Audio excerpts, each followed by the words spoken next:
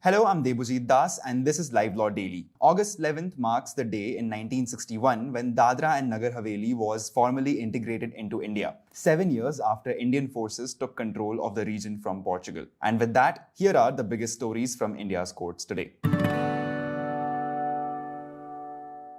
Our first story is about thousands of people whose names were removed from West Bengal's electoral rolls, and the tribunals meant to hear their appeals. So what is the issue here? The Supreme Court was hearing a petition filed by Congress leader Adhir Ranjan Chaudhary, who wants the appellate tribunals dealing with appeals arising from the Special Intensive Revision or SIR to decide cases more quickly. The scale of the problem is enormous. There are reportedly around 34 lakh pending appeals, and the Petitioners' Council told the court that less than 1% have been decided so far. The Calcutta High Court had earlier observed that at the present rate, it could take around 21 years to clear the backlog. And what did the Supreme Court say today? A bench of Chief Justice of India Suryakant, Justice Joy Malia Bagchi and Justice V. Mohana agreed to monitor how these tribunals are functioning and asked the Election Commission to provide data on how many appeals have actually been disposed of. But the court made one thing clear. It cannot fix a timeline for the tribunals to decide the appeals. Justice Bagchi said that the court would instead examine practical issues such as the number of tribunals,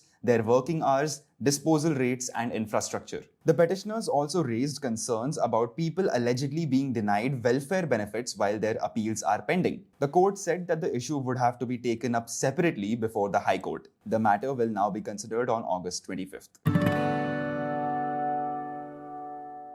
Our second story is about a change in the law that could have implications for how we pay through UPI. Although, importantly, no UPI charge has been imposed as of now. So what has the Parliament changed? The Taxation and Other Laws Amendment Bill of 2026 has now been passed by the Parliament. It amends the Payment and Settlement Systems Act, which currently protects certain electronic payments from charges. The amendment removes the existing reference to Section 269 SU of the Income Tax Act and instead allows the central government to specify through a notification which electronic payment modes will continue to be protected from charges. And this is where UPI comes in. This change gives the government greater flexibility over which payment modes remain charge-free, potentially opening the door to a future merchant discount rate or MDR on UPI transactions. That would generally mean that the transaction cost is borne by merchants rather than consumers as of now. But has the government actually decided to charge for UPI transactions? Well, no.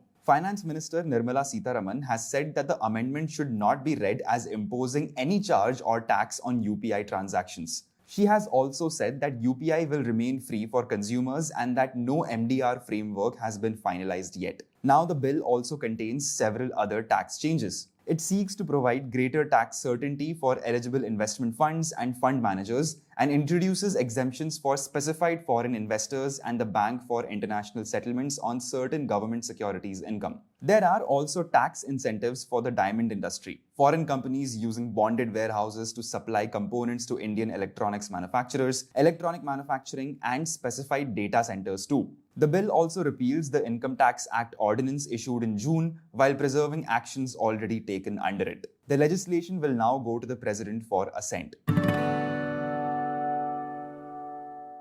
And for the third story, we turn to a tax issue involving judges of the Supreme Court and High Courts, now before the Delhi High Court. So the issue is that the court was considering how to implement its earlier interim order concerning the taxability of judicial allowances. A division bench of Justice Dinesh Mehta and Justice Rajneesh Kumar Gupta was hearing an application by the Income Tax Department seeking modification of that order. The earlier order had directed that income tax returns filed by judges covered by the interim order should not be processed while the challenge over the tax treatment of judicial allowances is still pending. The Income Tax Department then pointed out a practical problem, which was that returns are processed electronically by the centralized processing center and its system cannot identify whether a particular return belongs to a sitting Supreme Court or High Court judge. So what has the court directed now? Private secretaries of judges who have filed returns under the new tax regime pursuant to the July 22nd order must provide the Income Tax Department with the judge's name,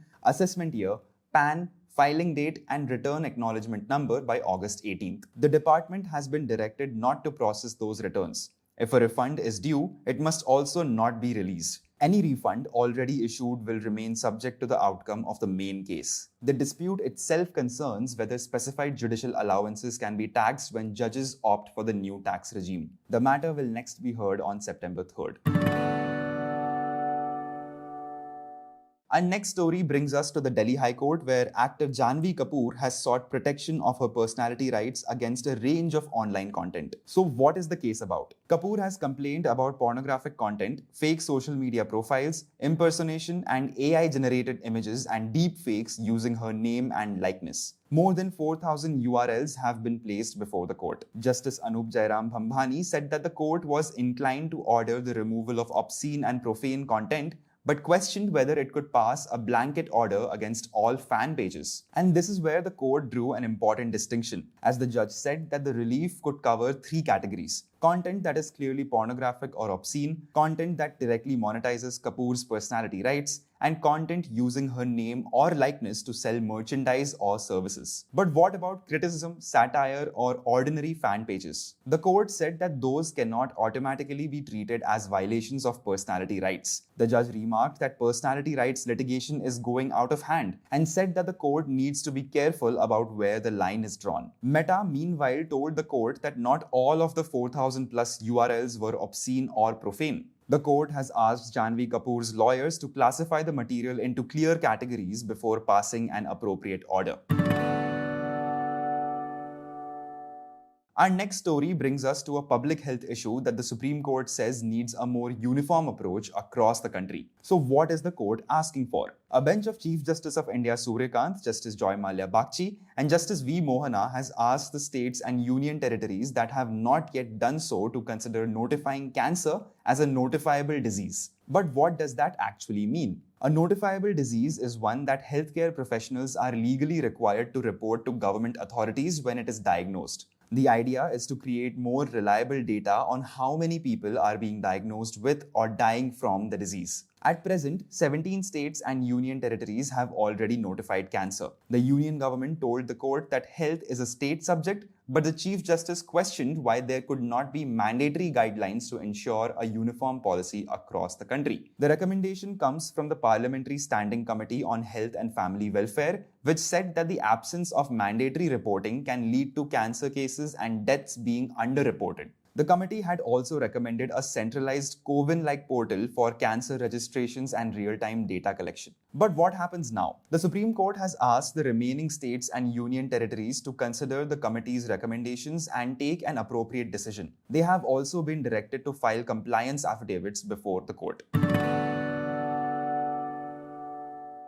Our next story has an unusual starting point, a courtroom observation that went viral and a petition that now wants parts of that entire chain of events investigated. So this is what the case is about. The Supreme Court has issued notice on a petition filed by Advocate Raja Chaudhary, seeking a CBI investigation into fake advocates and fraudulent law degrees. A bench of Chief Justice of India Suryakant, Justice Joy Mallya Bagchi, and Justice V. Mohana has issued notice to the Union Government, the Ministry of Electronics and IT, and the Bar Council of India along with the CBI. But why does the petition mention the Cockroach Janata Party? That's because the issue goes back to an earlier hearing where the Chief Justice of India had made remarks about unemployed youth turning to activism through media and RTI, using the word cockroaches. He had later clarified that the observation was directed at people entering the legal profession using fake degrees. This remark was clipped and circulated widely on social media, eventually becoming the basis of what was called the Cockroach Janata Party movement. And this is where the present petition comes in. Chaudhary says that the issue is not about criticism, satire, or political expression. His concern is what he describes as commercial exploitation of a courtroom observation, pointing to trademark applications filed for the phrase after it went viral.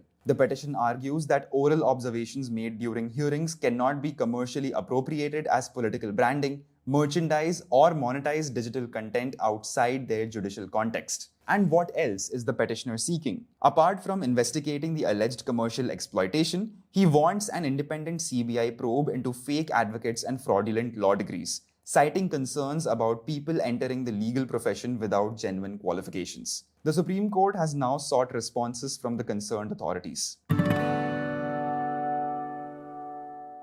Our seventh story takes us to the Delhi High Court, where the question is no longer simply whether a YouTube video should be taken down, because the question now is where that takedown should apply. So what is this case about? Lawyer Amita Sachdeva has been seeking removal of a video by YouTuber Dhruv Rathee titled "Can Hindus Eat Beef?" Kerala Story 2 exposed. She alleges that the video is defamatory and hurts religious sentiments. The union government's grievance appellate committee had ordered YouTube to remove the video within 24 hours. And what happened next?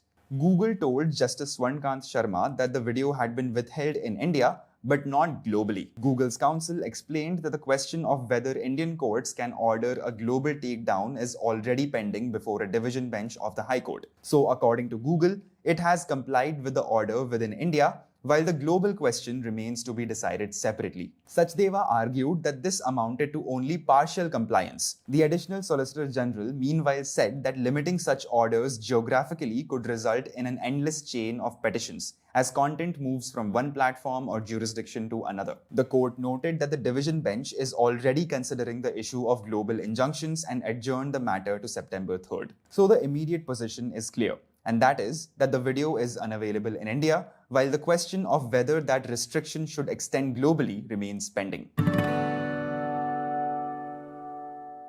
Our final story takes us to the Kerala High Court, where the court has asked the centre and the state to consider doing more for the freedom fighters who are still alive. So what is the case about? A division bench of Chief Justice Somen Sen and Justice Shyam Kumar VM was hearing a public interest litigation seeking welfare measures and greater recognition for living freedom fighters. The petitioner told the court that only 60 freedom fighters are present in Kerala, most of them above 90 years old. The petition also highlighted that many are no longer physically able to attend public programs. So what has the court directed? The bench said that the state administration could consider increasing or providing welfare assistance, keeping in mind the sacrifices made by freedom fighters. It also noted that the existing freedom fighters pension scheme provides a minimum pension of 50,000 rupees. More importantly, the court directed the state to create a portal containing details of all living freedom fighters who may be eligible for welfare schemes. The court did not, however, direct that the national flag be hoisted outside their homes, saying there was not enough material before it to grant that relief. It also declined to order additional medical assistance, noting that there was nothing on record to show that adequate medical care was not already being provided. The public interest litigation has now been disposed of, with the court leaving the state to consider appropriate welfare measures for these remaining freedom fighters. And that's it for today's LiveLaw Daily. You can find the links to all the stories we covered in the description box below. For the full reports and the latest updates from India's courts, head over to livelaw.in. I'm Debujit Das. Thank you for listening, and we'll be back tomorrow.